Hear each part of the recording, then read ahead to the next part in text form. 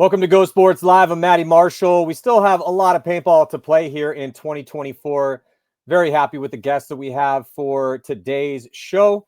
Some of the best out there, some of the best paintball minds. Marcello Margott will be joining us. And Marcello has just been on an absolute tear for the past 4 years. I mean, his whole career has been pretty amazing. He's going to be a first ballot Hall of Famer, but he's probably not going to hang it up for quite a long time. Yeah, San Diego Dynasty, the team that he has just been crushing for, had a rough event at the last one. So we're going to discuss that. Also, make sure you check out his podcast, Play the Game Podcast, the PTG crew. They got an awesome Discord and, really trying to tell as many paintball stories as they can and give me some insights with his co-host, Tyler Harmon from Houston Heat. Also, we got Mike Bianca, one of the best minds in the game, man. Mike Bianca has done, talk about amazing jobs. He's done an absolute amazing job helping lead the New Orleans Hurricanes to be at the top tier of the sport. Now, they haven't won a tournament yet. They did make the finals at the first event, but they also stumbled.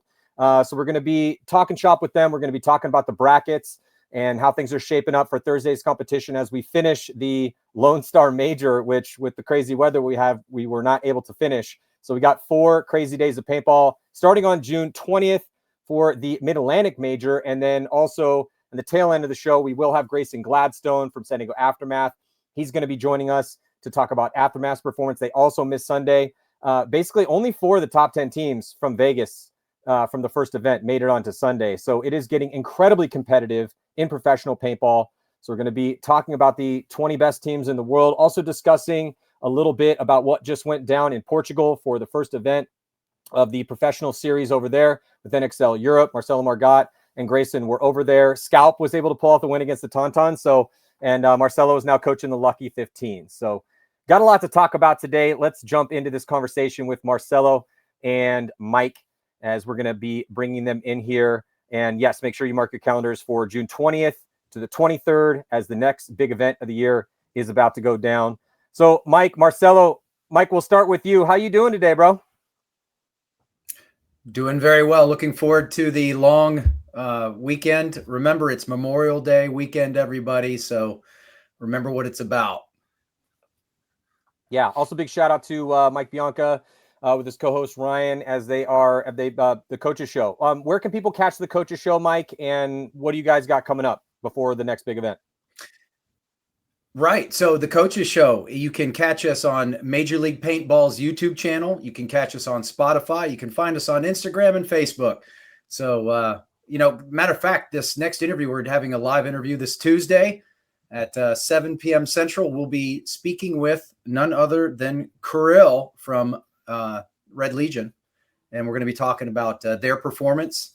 And then we're also going to be talking about what is called the Red Wave and his training program down in Florida. So looking forward to that. Yeah. And nice. Yeah, I mean, you got 2 great paintball minds discussing the intricacies of the game. Coach AC Diesel, coach of the Hurricanes. It's like the coach's version of what Play the Game podcast is doing, but instead of players, top level players, best in the business, you got these awesome coaches because Ryan Gray's been around for a long time, and Diesel is looking a lot better than they looked. So looking forward to getting Ryan here on the show and discuss things with him. Marcello, where can people catch the Play the Game podcast? Obviously across all podcast delivery mechanisms, but you guys also got a really cool thing going on with the Discord family that you guys have kind of started.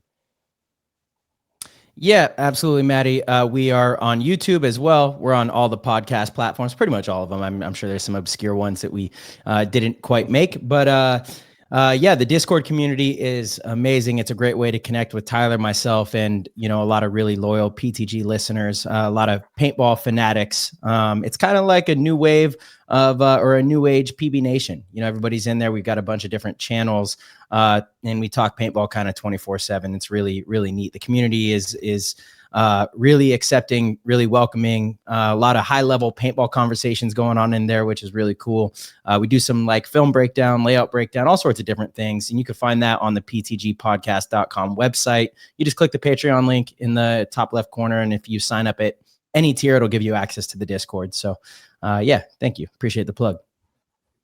No, of course, man. We got to plug what you guys are doing because you guys are helping carry the torch forward. It's incredibly important. There's so many fascinating things going on at so many different levels. I wish Mike, you and I were talking today about our, kind of coming up in the game a little bit off camera.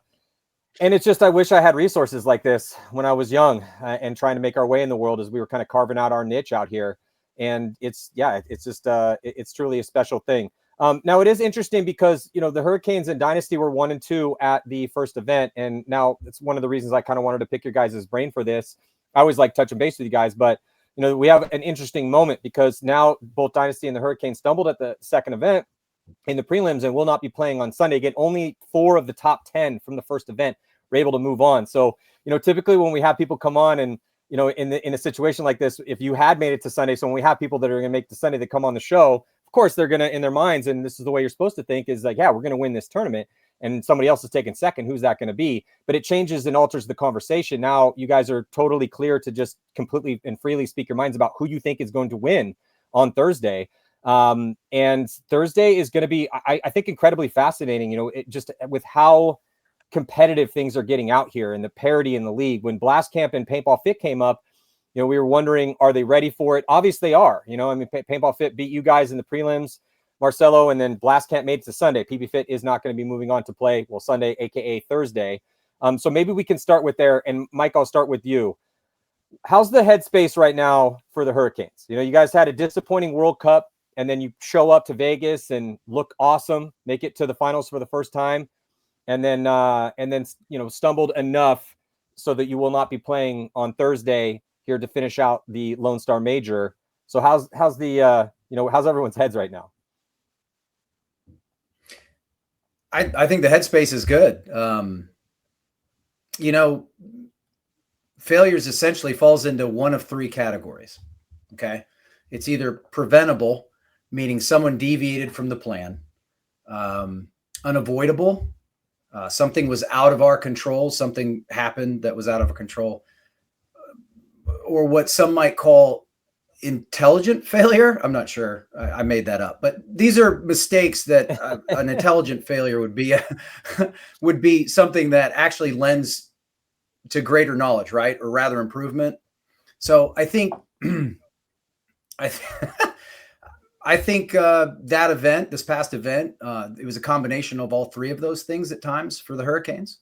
So as a coach, I'm looking to refocus my guys past that event and get them back to form for Atlantic City. And I think we're already on that way. We're grinding this weekend, actually, in 93-degree weather in Louisiana. So, yeah. Well, the thing that I really like I know, if we look at your performance at the last event, you guys went 2-2. You had a come from behind victory against Edmonton Impact in the last game to solidify that second victory to be on the precipice. Unfortunately, you guys got blown out by the ML Kings, and that was kind of the game that sealed your fate, because after day 1, you guys were sitting with a 1-point loss to Shock, and then you beat the Bears by 2.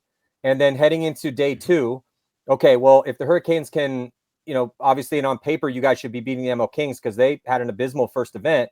So, whoever put money down on the ML Kings probably won a bunch of money that day because the odds were probably stacked, obviously, in your guys' favor. And so that loss, that big loss you guys took, kind of sealed your fate, because then you go and you play Impact, and Impact had to win by a decent point margin to make it on, even though they kind of played the game in essence, in like just as a regular paintball game, because they didn't seem to push the issue as much as would have been predicated by the spread that they needed. But I kind of wanted to drill down a bit. And also, Marcello, Marcello, I'd like to bring you in here because, Marcello, you've been around forever, dude. You've been playing, you were a phenom coming up as a teenager and then have played on a laundry list of top teams over the years, but you really have grooved into Dynasty since you decided to take that road on your journey. And we see all the hardware behind you. We also see a little hardware behind Mike. So yeah, no one should break into Mike's home. Just a little public service announcement. But so different types of hardware is a little more dangerous. Yeah, it was definitely dangerous. But Marcello, I wouldn't want to see you with an M4 in your hand in the kill house, bro. Like I've been trying to get you to come to some of these military trainings because you would just be, chalking up bodies at the door. But so so Marcello, let me get your quick thoughts on the Hurricanes and what you've seen, because again, such a good run so young in their pro careers to become a team that everyone has to fear and a team that everyone needs to worry about and a team that has started to place really well. And then they didn't have a good cup. They show up and make finals. You guys played them in the finals. And then another stumble here. But Mike, what I was going to say is that I love the reckless abandonment that you guys are playing with, because you need to have some reckless abandonment. You're going to blow out occasionally and not have, consistent performances. But if you don't play with reckless, like you look at how Dynasty, go back, rewatch their games, man. Like they come from behind and win games. They do unconventional stuff. They do, low risk stuff that has to be done because you wrote the book on this, Marcello, with the Paintball 101. But I wanted to get your thoughts on the Hurricanes' recent developments here. Yeah, to me, it's not as much of a surprise as maybe it might be to others. I think you have a group of players that really are bought into the system. You have a group of players that work really hard and are dedicated, and you have a really great leader in Mike Bianca. I think anyone that listens to any content that Mike has put out, you understand why that group is having success. So it's from top to bottom to top. That organization is really solid. It doesn't seem like anything can kind of crack their belief in one another. It doesn't feel like their players are for sale. It doesn't feel like their players are searching for other teams or situations. And when you have that, when you have players in a group that believes in what they're doing, and you work hard, you can achieve anything in this game. You can achieve anything with any group, in any avenue that you're trying to pursue. So to me, it's not a big surprise. I think it's just been a matter of time. It's pretty amazing the amount I guess I would say the lack of experience that the players have on an individual player level and what they've already achieved. So I'm really excited to see them continue to grow. And, there was I think it was a Go Sports thing that you guys put out about a year ago, and it was following the Hurricanes through a few of the events. And I've talked about this before, Mike, you probably know what I'm going to say, but Mike has done a great job of setting realistic goals along the way and being honest with where their group is at in the present time. And if you do that, then you can actually achieve these goals. And when you achieve these goals, you gain this confidence, like, okay, we're on the right track. Things are in the right direction. Momentum is going with us, not against us. And just little things like that, little details, little nuances that I think Mike does a great job of in his communication with his players, and communication is so important. And I think his communication is about as good as it gets, with his group. So hats off to you, Mike. Really, really love what you're doing with the team, and also to all the players for just being loyal and buying into the program and being willing to do the work. It's again, no surprise. Well, God bless you, Marcello, and thank you for those kind words. It's a team effort, right? From the coach to the captain, Stuart Ridgel, all the way down to all the guys.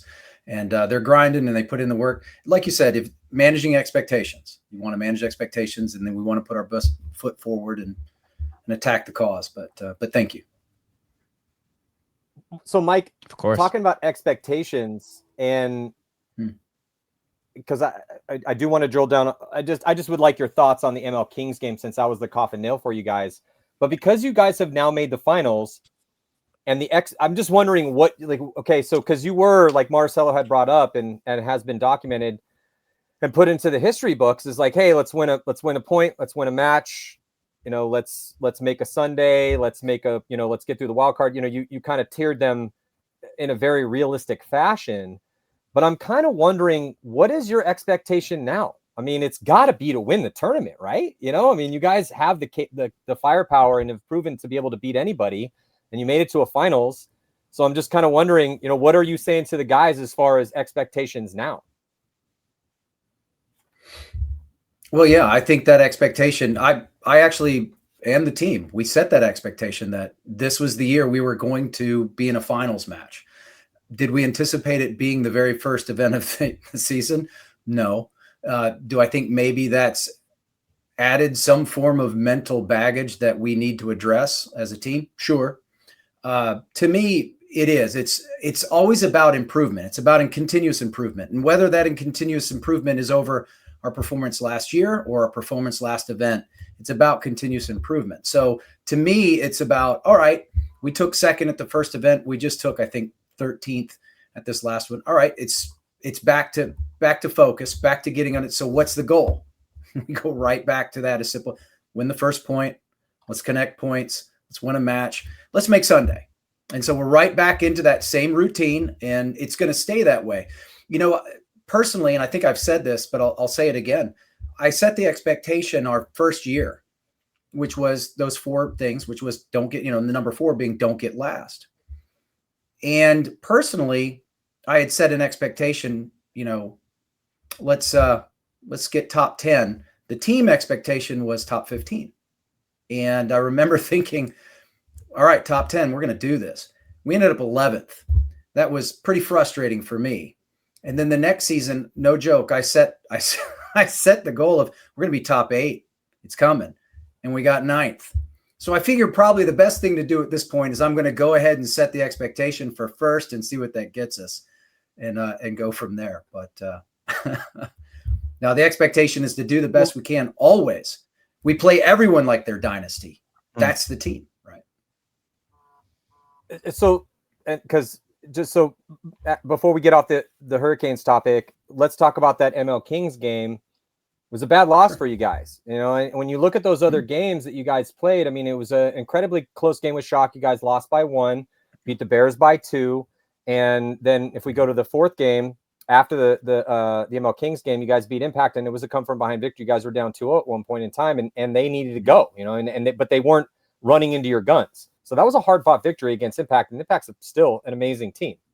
So what went wrong in that ML Kings game? To me, that's the head scratcher, you know. And I watch those other games, but I look at the kind of how you guys fell apart against a team on paper you guys should beat the brakes off of, and I'm like, man, what happened? You know, that was my big question, you know. To me, it's actually quite simple. I don't think so much it was the Kings match. I actually believe that the match that decided our fate was Aftershock. That first match, we started off on the wrong foot. Two small mistakes cost us the match in regulation. And what's interesting is they happened simultaneous points, actually. So they were the 5th and 6th points of the match. Erase one of those mistakes, we win that match, which means we win our bracket and we move on to Sunday. But as I always say, you know, woulda, coulda, shoulda. Ultimately, it came down to a number of things, but really that match, and I noticed there was an issue during the Bears match. That should have been a 5-0, not a 4-2. There was 2 mistakes there. So I'm starting to recognize something. But ultimately, it came down to a failure of leadership, right? There were some things that were happening with my guys that I should have been able to pick up on quicker than I did, and I missed them, especially during the Kings match. So my guys are better than that. So that's on me. You know, it's like I was talking about the 3 types of failures, and we had all 3. And you know, the Kings match, I do remember after the 4th point, I remember looking around the pit, looking at the guys, and I literally, this was my question for the next play. I was like, here's my question, guys. Help me, help you, because ultimately I was failing. And you know, and of course, then it came down to the fact against Impact. We knew Impact was going to go for the win. They were going to go for that spread. And actually, we played the game. I didn't intend to go down like that, but we did play the game knowing they had to come. We were playing for pride. They were playing for seeding. We had the advantage. So long story short, I think it ultimately came down to me not being able to pull the performance out of my team that I needed to pull out of them. My guys recognized their mistakes. It's easy to point to the physical mistakes we made and the mental errors we made on the field. Well, okay, how does coach fix that and make sure they don't happen again? So that's where we're at. And I think we're going to be all right. We're going to reset. Yeah, I'm not worried about you guys at all. You guys are proven at this point, and this is just the rocky road and upon the journey that it takes to that you have to endure in order to win a paintball tournament. So, Marcello, you know, before we get over to talking about these brackets, I mean, Dynasty is the best team ever to play the game, and has obviously been the best team. You know, that's historically. But one of the exclamation point on Dynasty's careers, and obviously there's still a long way to go. But the exclamation point has been since the COVID break of 2020. You have been a huge part of that. But a little stumble here. It's been a long time since Dynasty hasn't made a Sunday. I think it was 2017. And Texas. And then now you guys going 2017 Texas. Yes. Sorry to interrupt, Texas, but 2007. No, it's fine. Yeah, you're right. But this one was a 1-3 performance for you guys. You still finished with a positive point differential. It's kind of interesting when you look at the point differential for the year. You know, it's like looking at any sort of sports statistics, win-loss record, point differentials. I have all those metrics. But it's also with paintball, because it is such a jiu-jitsu chess match, go. I mean, you know, pick your metaphor. But there's a lot there, and it's so mental. So we can look at the numbers, and the numbers are definitely important because they do tell a lot. But when you kind of look at the losses, you guys, it was 2 heartbreaking, very close losses on day one point, and you went down with an injury. in game 1 against the Ironmen, and then you lose in OT in overtime by 1, and Ironmen have, reset their lineup. They looked really good at this last event for the most part. Well, they looked good. When I say really good, you're not looking really good unless you're, going undefeated. But and then you guys lose to PB Fit. I kind of wanted to talk about that PB Fit match a little bit, because there was a moment. I would have to go and spend a little. I mean, I went and looked at my notes again before the show, but there was a moment where there was about 1 minute and 34 seconds left. You guys had a 4-on-3 situation with no one on the D side for them. You just shot Jonathan Chavez. And in my head, when that happened, I was like, okay, this game should be over, dude. It's Dynasty. They're up by 1. There's 1 minute and 34 seconds left. They're up a body, and there's no one on the D side at all for PB Fit. I know you've rewatched this. I know obviously you were there. You weren't playing that. You did come back and take the field, and hats off and respect to you for playing injured, because you've had, some really bad knee injuries. And so that was a very gutsy and obviously a very perilous decision for you to make, to go play, having blown out that same knee that you injured at this last event twice. You've had 2 reconstructive surgeries on that knee. So to go out there and play that, I gotta, give you a ton of respect for being willing to do that and putting your career on the line for the boys. But what happened in that moment? What were you thinking when that was happening, when you went back and rewatched it? Because if you guys win that game, maybe that changes things around for you. Obviously, you still lost X Factor, different story there. You beat up on New York Extreme 5-1. That was day 2. But to me, the cards started to fall when you lost a high body situation up a point with 1 minute and 34 seconds left. Talk to me about that moment. Yeah, that was a painful one to watch, because we were in total control. It was actually a 5-on-3, Matty. We had a 5-on-3 advantage at around the 40-second mark. And, I'm in the pits watching, and I'm like, yes, okay, perfect, good. We have a 1-point lead. And I actually have not gone back and watched that game yet. Usually I go back and watch all of the footage from the losses a few weeks before. We've had other events since, but my memory was that we got out of position on the snake side. So Ryan tried to fill the snake corner, which was, it made it to where we didn't have eyes on Trent Mason, who was able to get into the snake kind of undetected. Mason, he shoots Archie. Then shoots Ryan, and then, gets into the 50 snake, and Yosh then tries to go bunker him, shoots Yosh. And to me, it was just a bunch of unnecessary movement. When we're in that formation, 53, which is, code for 5-on-3, you have a huge advantage. You're under a minute. You don't need to do anything. You just have to communicate with each other. You have to play as a team. And we failed to do so in that moment. And, it's funny. Actually, I believe that that's Dynasty's biggest weakness, is when we have an advantage. We throw so many of those points away. Our biggest strength is winning points that we shouldn't win. That totally to me is what's crazy. I would agree with you. The points that we should win, we often throw away. We just get a little overzealous, and we, we're all kind of trying to do something when we don't need to. And then when we're at a disadvantage or we're down points, the game seems very easy. I don't understand why that is. But from the pits, it was very frustrating to watch, because you should never lose a 5-on-3. I don't care what the situation is. A 5-on-3 is a big time advantage. But also Trent made a great move. He understood the assignment. He went for it. He decided to attack. He went down the field. He connected on his shots. He was sharp in that moment. He believed that he was going to win the point. He probably knew that it was their only chance, and he risked it, and it worked. It paid off. So, it's not to take anything away from that move at all, because it was a really, really good move. And they tie it up with, a couple seconds on the clock. I forget if we played the point to give our guys a rest or not, but we go into overtime and then ultimately lose the match, and PB Fit is a amazing organization. They have a similar structure to the Hurricanes here, where you have a group of players that believe in each other. Doesn't seem like any of them are trying to go anywhere. They're not in it for the money. They're in it to win together. They have a great field, a great location where they can train all the time. They practice, they play paintball day in and day out.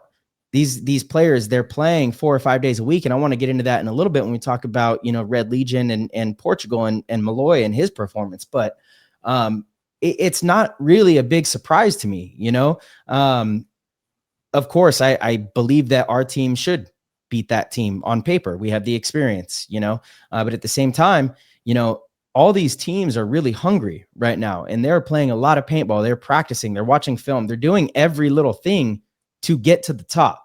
So, at the end of the day, it's kind of a testament to their work ethic, into that program, into what's possible if you put in the time.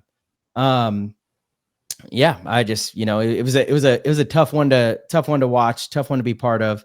Really frustrating, because if we win that game, then our team's in on Sunday, given the way the rest of the matches shaked out. And that's a game that on paper we should win. And, I think if we play it again, we probably do, but the way the cards fall. Yeah.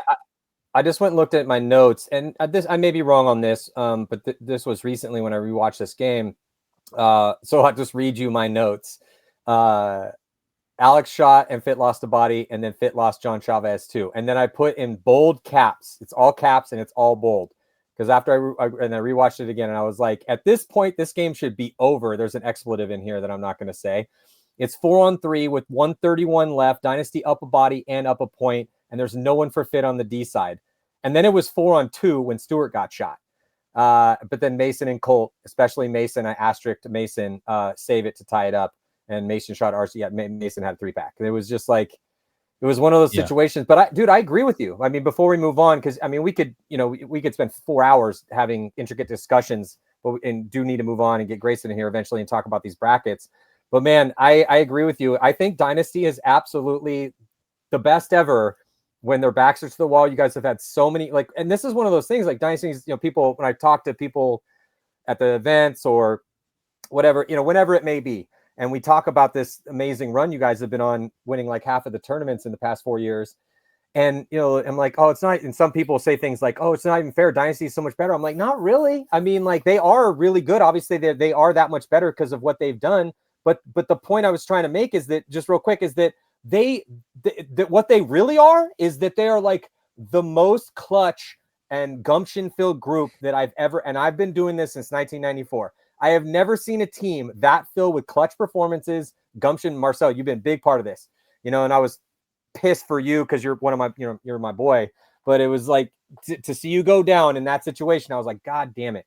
And I think you're right. I think you're right. You guys are so much better when it's a low body situation. If it's a 3-on-4 situation with 2 minutes left and you're down 2, like, all right, well, put your money on Dynasty, boys, because they're probably going to win this game. Whereas if it's, you guys are up a point and there's 1 minute and 34 seconds left and there's no one on the D side for your opponents, and there's no way in hell that anyone, no, I don't care if it's Dynasty or not, no one should lose that point. No one should lose that point. You have a high body situation. You have one side of the field completely controlled. None of your opponents are in position, and they don't have any time left on the clock. You should never lose that point. Sorry, you were going to say something, but I just needed to go on a rant because I wanted to co-sign on what you were saying. I was just going to say, I truly believe, and I'm so hypercritical of my own performance in every game that I play in, every tournament, every event, practices, that every win that we've had, and we've been on a run in the last 4 years, sure, but I truly look back at all of them and I feel like they're all so fragile. I look back to Philly 2 years ago where we're down in the semifinals by 3 points with 2.5 minutes. I'm like, we had no business even being in the finals, and I look at like this tournament, we were in the prelims, Texas, we were in 3 overtime matches, and previously some of those go our way. But all it takes is 1 point for those not to go your way, and we could have 2 wins over the last 4 years rather than 10. And so Hurricanes, the first event. And it's just difficult. Hurricanes, the first event, down by 3. Yeah. Don't talk to me about your frustration, Marcello. I don't know that part is frustration, Mr. Bianca. I'm just saying that I look at all of them and I know that there is more than a handful of teams in the league that I look at that easily could have had these wins over us. And so it's like, we have to be focused on this. We have to keep getting better. We have to look back and see, you can't just say, oh, well, we're winning a lot, so things are in the right direction. No, there's a lot of things that we can improve. And I think Texas was actually really great because it highlighted a lot of our mistakes. It highlighted, a lot of the stuff that normally, where the wind normally blows in our direction, it didn't blow in our direction, and we go 1-3. So that's how fragile it is. And the pro league, the pro division is so powerful right now. It's so strong that you need things to go your way, and the stuff that you're in control of, you have to absolutely manage and be in control of. And then you got to steal some of the points that you're not in control of. That's the formula for winning. Yeah. So if anything, in the long run, I hope it's a good thing. I know I'm incredibly motivated. I know the team's pretty motivated. Ryan's like going crazy about, drills and making sure we have a practice that is just to sharpen and work on fundamentals rather than playing other teams. And I'm like, that's good. That's exciting. Like, this one stung. And ultimately, that's probably a good thing in the long run. Hell yeah. I couldn't agree more. That's for the both of you guys.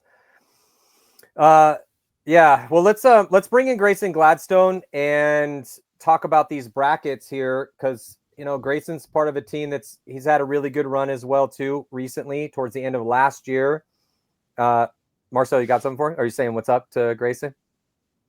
Just saying what's up. I just saw a little peace sign. Oh yeah. So yeah. Are you allowed to talk to Americans now?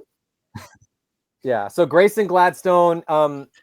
Grayson Gladstone, one of the guys leading the charge for ASG Aftermath. ASG Aftermath has had a pretty damn good run for a team full of a bunch of dudes that when I first looked at that roster, I was like, okay, I saw Mazurek, I think, in Europe, and I've seen Morris before, but some of those guys I'd never even heard of if we go back a year. And you guys are running 2 full lines and have had, some moderate success for a team that's up and coming. So Grayson, before we jump into these brackets, I just want to get where's the headspace? We're talking about headspace right now, talking about, dealing with frustration and learning through these losses. And you guys are kind of right in that valley right now. You guys are in the loop. We just lost. We're in the valley. We were at a pinnacle. Things were looking pretty good. Okay, what do we do now? So before we jump into these brackets, what's the headspace like, and what's the mentality right now on ASG Aftermath? Yeah, I think this event was a weird one for us, right? Starting with the first game where we won it and then gave it to the other team with a gross major. So just honestly, real quick, hold on. Grayson, just real quick. So one of the shows I want to do before we get to this next event is, and I'm gonna have to probably bring you back on for this, is that these different chaotic moments that happened at the last event. I want to chalk up some replays and kind of have some people talk through these moments. And this was one that I was looking at and I was like, Jesus Christ, this is an absolutely, just when you think you've seen it all of a sudden something crazy happens. And this was one of those moments for you. So again, this is one of those moments that we're probably going to dial in and drill down on, but talk to me about it, man. What was that like for you guys? Jesus. It looked like somebody had just held up your puppy and like cut the throat. Got a brand new puppy and some ruffian, some barbarian comes in and just like kills your puppy right in front of you guys. That was the look on your faces when that was going down. Yeah, without going too much into what happened before that, right? We shouldn't have even been in that situation. The second point we got, we turned a 2-on-1 in our favor into a no point. We had a long drawn out 3-on-3 that we didn't connect together, lost a gunfight. So all these little things build up to us going to overtime. We pretty much shoot everyone in less than a minute. And as Ethan trades at the last guy, he decides to try to get rid of the hit. And so I'm like, all right, we just won it. I'm waiting for everyone to come over so we can hit the buzzer. And then I see flags go up in the air and I'm just like in disbelief. Basically, I was just in shock. And then when I watched it, yeah, I don't know too much. You saw of the what same else to thing say we on saw. that one, but it was bad, really bad. Yeah, it's bad. That's all. I don't know how else to say it. It was just bad. It was bad. Yeah, and I start with that because I've had other events. I've gone 1-3, 0-4, whatever. This one felt different because we won that first game and we literally just handed it to the other team, right? So we at least start off Friday with 2 wins, but in my head, it's how does that change the momentum for the team for the rest of the weekend if we don't have that big distraction over us, right? Because it goes one of 2 ways. It's either like, all right, we got to be on our A game now. We're in a must-win situation, or kind of like what happened. It just seemed like a distraction that carried us into, not improving and building, unfortunately. Yeah, and then you go on to lose to Blast Camp, and that was a really, really bad one. So you went on to beat Revo, and Revo's into Sunday. I mean, Revo was sitting with the +3. Revo's a hard team to beat these days. I mean, they're right on the edge of things, though. I mean, they went 2-2, so they're beatable, but that's a pretty damn good roster, and they've been performing admirably. They haven't won a paintball tournament yet, professional paintball tournament, but really love that team. Love the leader over there, Mike Jeffrey's awesome. And then you had a really bad one against Blast Camp, and then you lose to Heat by 1. It was very close. But yeah, so I do want to give us enough time, because there's only about 22 minutes left to jump into these brackets, because I have all these leading lights here, so I really want to get a good old college try on these brackets in the next 20 minutes. So yeah, just last thing here, Grayson. I mean, what is the mentality like? Because again, you should have won that Uprising game and you didn't.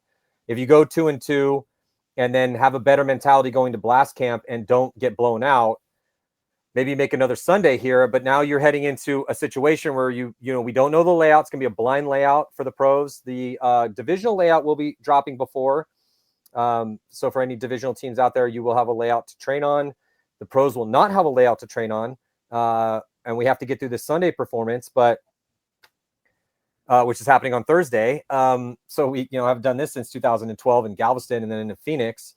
But yeah, just what are you guys thinking right now, man? I mean, is everyone kind of still pointing fingers? Is everyone mad at Castro? Is it all water under the bridge right now? Where are you guys at?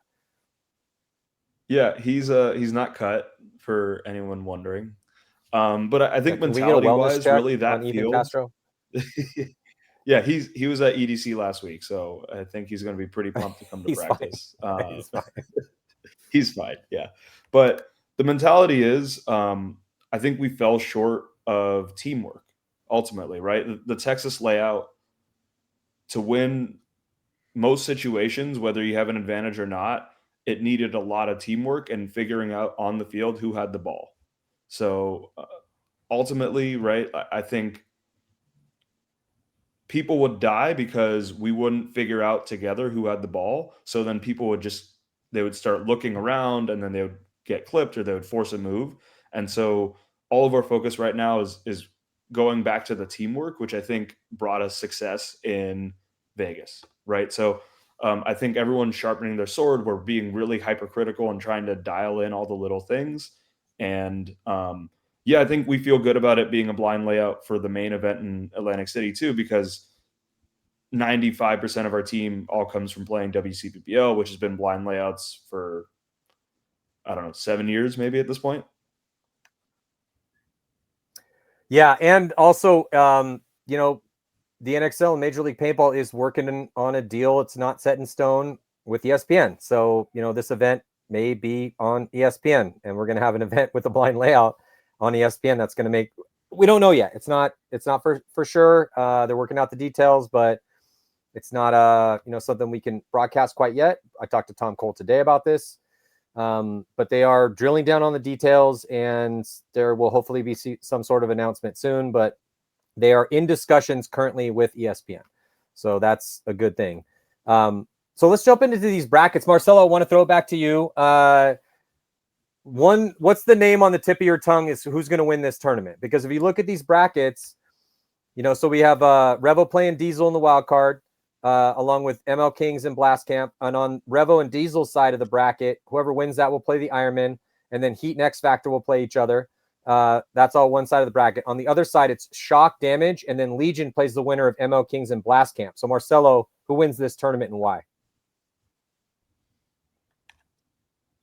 I'm going to have to say that my picks are going to be either Red Legion or Damage. And the reason I'm going to go with Red Legion is I thought they played this field incredibly well. They had a powerful presence through the middle with Kirill, and Malloy was playing the Snake really well. But on top of that, they've had so much time now on this layout, and that's a team where the more time you give them with a layout to where they can work on specific shots, they're playing 5-6 days a week. So, and that's a real thing. We just had Malloy on the podcast the other day, and we talked about their training and how often they're actually practicing these shots and these drills. They're at the field all the time. And if anybody got to watch the European event, the NXL Europe Portugal event, Malloy was absolutely on fire. So if he can carry that into the next event, they're going to be really hard to stop. I would say the only, I believe that this field requires a very controlled attacker on the Dorito side. And I actually, going into the event, I thought the Dorito side was going to be the difference maker. The snake is what it is. You can get into it pretty easily. It's aggressive. It goes from one end to the other, but you could also kind of neutralize that just by being in the snake and not losing a gunfight. So if that's the case, then the X factor, no pun intended, comes from the middle and the Dorito side. And the Dorito side has a ton of opportunity if you're a smart, controlled player. And that's not Karslev's game just yet. He is a wrecking ball. If you don't have eyes on him, he's going to come to your side of the field. He's going to shoot 3 bodies. But if you put a body dedicated to slowing him down, I believe you can. Whereas Damage, they have a really smart, really bright, controlled attackers on the Dorito side. They have obviously one of the best snake players in the game. They've got great 2s and 3s. It seemed like they were kind of firing on all cylinders. So to me, those are the 2 picks. I think Damage is super hungry after the Vegas performance. They've been playing a lot of paintball. They have, a great organization from top to bottom as well. But Red Legion looks really good. They're just, the acquisition of Justin Rabikoff, I think, went a little under the radar. I know, Matty, you and I talked about this on the phone earlier today, but yeah. I think that was such a big pickup. I think there was a lot of negativity around J-Rab's name kind of in the offseason because AC Diesel had such a bad season. But, I look at those games and I think J-Rab played pretty phenomenal, maybe not to J-Rab standards where he's pulling off insane things in the finals, but he was still pulling off insane things in games. The team just didn't get to the finals. So obviously moments magnify, situations and they're kind of highlighted more, but, they had a great Philly event with Mike Hinman as coach. And then J-Rab got hurt. And so they go into Chicago, J-Rab doesn't play. Then they let Mike go, which, at the time I thought was a big mistake. So the team just kind of struggled the whole way around. And then J-Rab played World Cup. He was injured and he still had some really big moments. So when you look at the Red Legion, such a hyper aggressive team, that is literally the missing piece is a player that can piece together both sides and close games. So, I knew coming into this year, they were going to be a force. They're going to be really tough to deal with. To me, it's one of those 2 teams, but we'll see. There's always surprises in pro paintball. There has been a ton of upsets this year. It's been crazy. Again, we'll have some more shows coming at you to discuss the intricacies of all this. Mike, we'll throw it back to you. Who's going to win this event and why? Do you disagree with Marcello? Marcello, I do agree with you that, J-Rab's acquisition or the Legion's acquisition of J-Rab did go, a little under the radar based on his historic performances throughout the years. He's going to be a first bout Hall of Famer, Hall of Icons guy whenever he decides to hang it up. That's no question. But he does seem to be the missing puzzle piece. I also agree that Tampa Bay Damage is going to be a contender for any event, that they're going to be playing in, especially coming off a subpar event because they're going to be hungry for it. And with all this time to train with the brain trust on that squad. Mike, what do you think? I don't disagree with Marcello with a lot of his assessment, especially about how the field plays. I agree that D side is the game changer. It's the game stealer, right? If you're not controlled there, and he makes some excellent points. I think we got to back up. We got to look at these, for my assessment, you got to look at the Revo versus Diesel game, and you've got to look at the Kings Blast Camp because that's ultimately going to set up what's going to end up being our final 2. I'll go ahead and tell you who I see in the finals. Most people may not agree with me on this, but I think it's going to come down to a match between the Russians and X Factor. And my thought process on that is pretty simple. I think the Revo Diesel match, first of all, is going to be a lot of fun to watch. I think a lot of people, the story was Sense and Omara leaving Revo. That was certainly a big deal. I don't think people gave enough credit to the skill sets that were already brought in. There's a real intelligence and capability on that core 5, Weaver, Stewart, Carroll, Anamaso, all that really experienced group of guys. Mike Jeffries, we talked about him earlier. He knows that culture is important. And once you get that buy-in, right, we're off to the races. Now, Diesel, on the other hand, has a cauldron of talent. And my friend Ryan Gray, he's been able to extract production out of what has for most of the time been a lackadaisical performance up until now. And I think we all know once that team clicked, it was on. Great performances from Clint Johnson and Baginski and Mikowski, Mark Johnson, Hennenberg, Jesse Steve, you name it, right? We had a chance to practice them before the event. They know how to play the field. I'm going to have to give the advantage to AC, though. I'm going to go ahead and say that AC's, they're going to edge out this one with their controlled aggression approach they lay out. Now, that means that Diesel's got to face the Ironmen in the quarters. If the Ironmen can figure out how to keep their momentum from Dallas headed into this, into that Thursday, Diesel's going to have their hands full. Here's the thing, though. Diesel's going to have an advantage of a warm-up match. So that's anyone's game in my mind. I mean, Tom Guest, Kyle Nicolau, they were playing fantastic. This is going to be one to watch for sure. But I'm going to have to give, that's anyone's match. I don't know how to call that one. MO Kings versus Blast Camp. Both those teams won their last match in the prelims by 5. The Kings have solid guns off the break. Blast Camp with some great team ball, spearheaded by Soap. He put on a masterclass in the middle. The Kings are going to have to deal with him. And if they focus too much energy on him, though, they're going to get bit from a different side of the field because Cody and Nathan from Blast Camp, they're proving to be impressive. I'm really happy with Blast Camp, and I'm pleased with the adjustments they made on Saturday. If you look at the adjustments they made between Friday and Saturday, it's pretty impressive. Kyle and crew from the Kings, they're going to be ready, no doubt. I'm going to have to give the edge to Blast Camp on this one, though.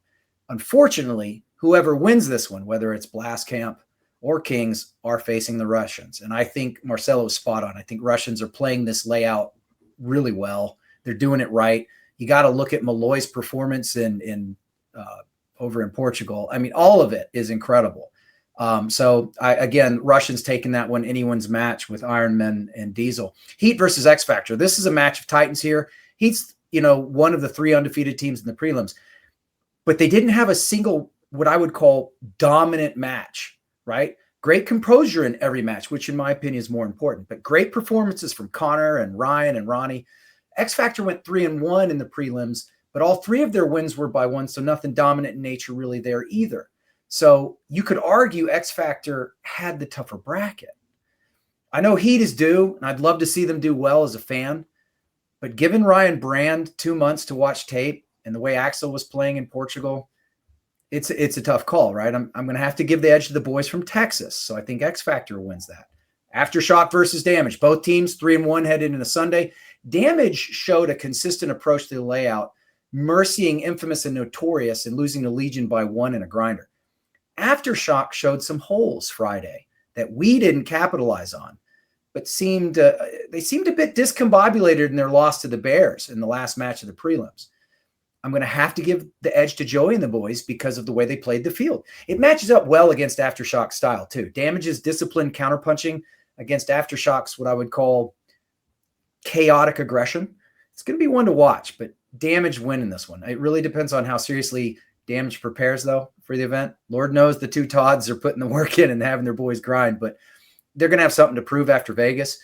We know they'll be working. If Damage is working too, it's going to go to Damage. So based off all of that, I think my semifinal matchups will be Russians facing Damage and X Factor facing either Diesel or Ironman. If I had to pick a finals match today, I think the Russians do beat Damage. I do think Chad and the D side of Damage could be that kind of X Factor, as you said, Marcello. I think that could really change it, but I don't know. Russians want to make you play a lot of points, and Damage has that controlled. It's going to be a great matchup.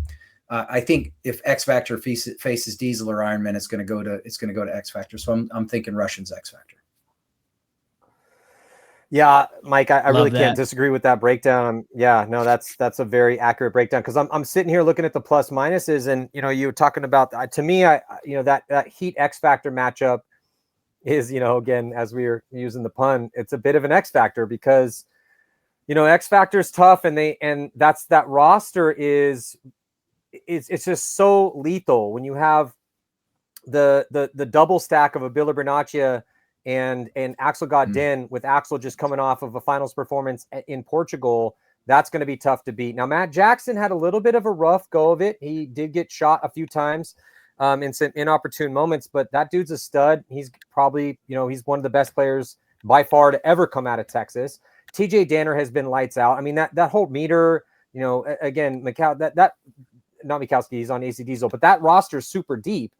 And I just, when I look at Heat, Heat is another team that's hungry for a win, and they went undefeated in the prelims. And when you look at the overall plus minuses for the year, Houston Heat is sitting on a plus 17. they've gone undefeated in both prelim performances. They're actually sitting with an 8-1 and a +17. The only loss they had was on Sunday at the first event. They're, as far as win-loss and point differential, they're number 1 overall this year. Now, we don't know who's going to be seeded number 1 overall this year with 6 of the top 10 teams not playing on Sunday. But I don't think we can count out Houston Heat at this event. But to me, when I look at this entire, Thursday morning battle that we're about to see, that specific game between Houston Heat and San Antonio X Factor, I'm just fascinated by, because I think that the roster for X Factor is ready to win a tournament. They're hungry as well. It's been a while. Houston Heat's been a while as well too, but they've just got a tons of lethality on that squad. I can't wait to see that game go down. And then, again, playing the winner of, Revo and Diesel, and then Ironman as well too. But, Grayson, we got about 7 minutes left. I want to throw it to you to give us your breakdown. What do you think? This is again, with the parity, with how good everyone's getting, and the fact that so many, the series title race, depending on who wins this event, is going to be really interesting as things shake out. It's kind of wide open right now, especially if we get an outlier. If Revo shows up and wins this tournament, or the Ironman, or a team we haven't seen in a while, then or makes it to the finals, or we have an upset after this big layoff. I don't know. It's going to be interesting. What do you think, Grayson?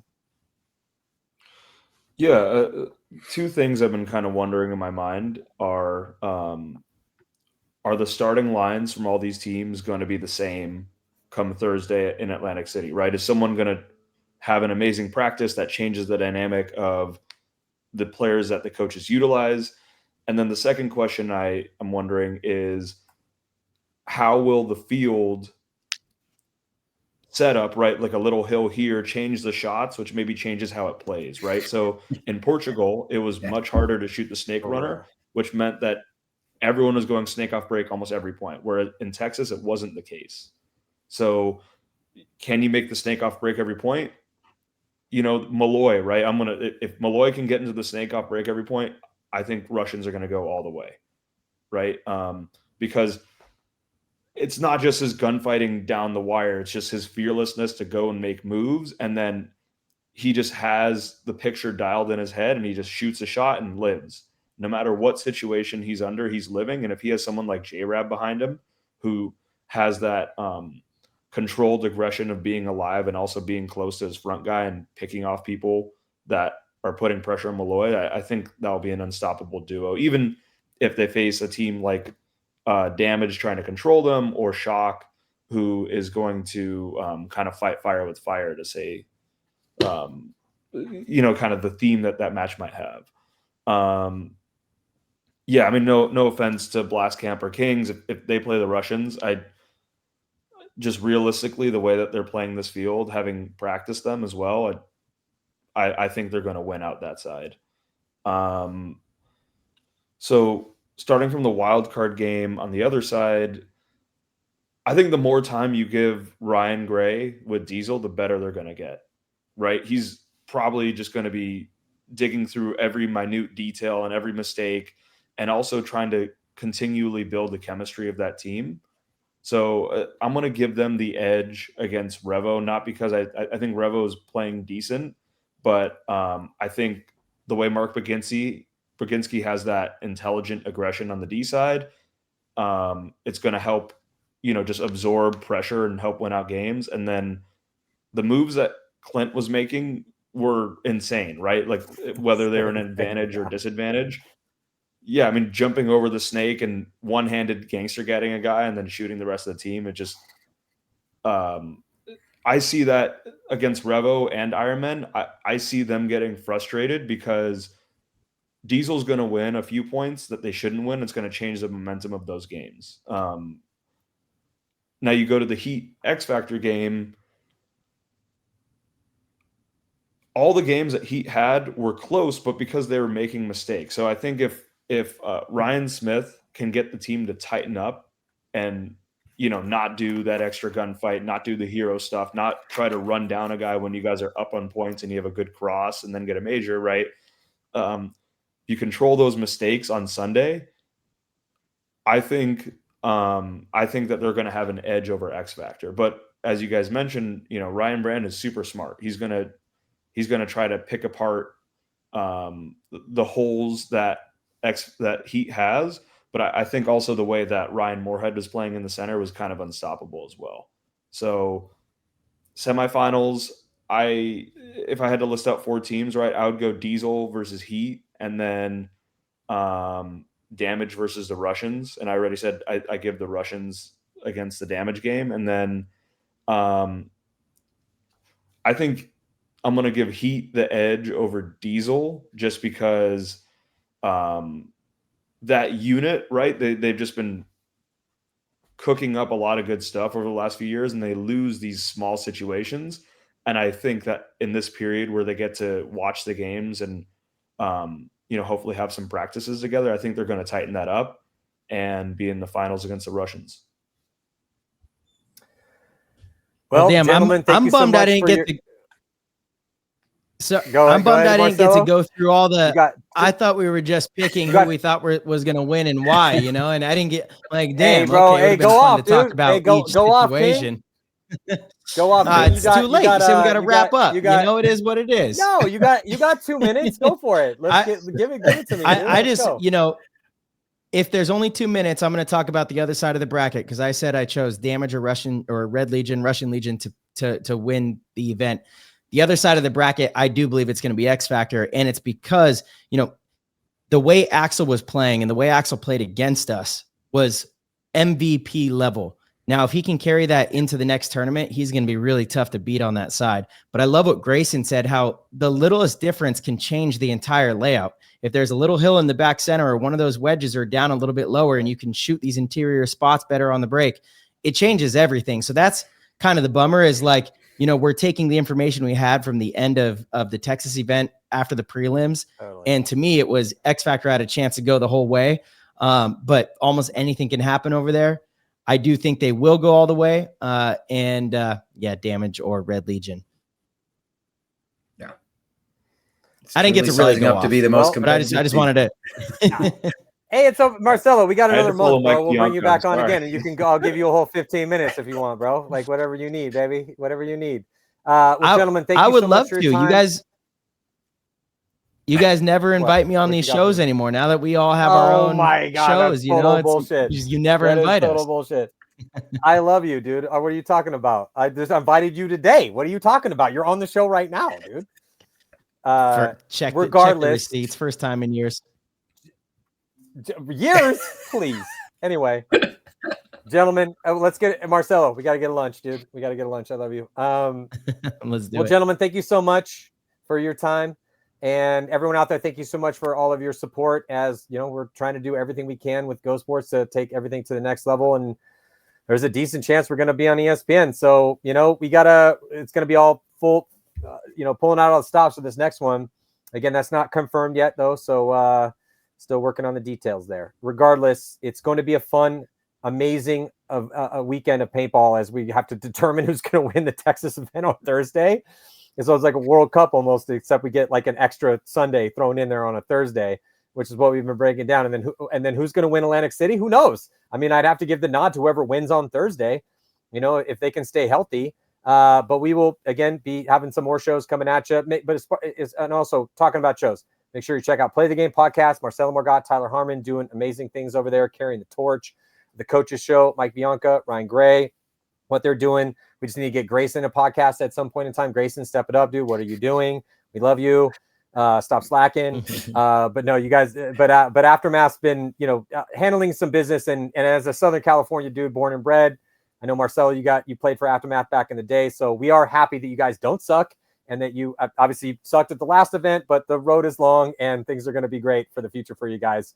And we definitely believe in you. You know what I'm saying? So I really like the crew you guys got, and you guys are working your asses off. It's been incredibly impressive to see. I've been up to ASG so many times, and what everyone's doing up there, it's been really cool. So again, thank you guys so much.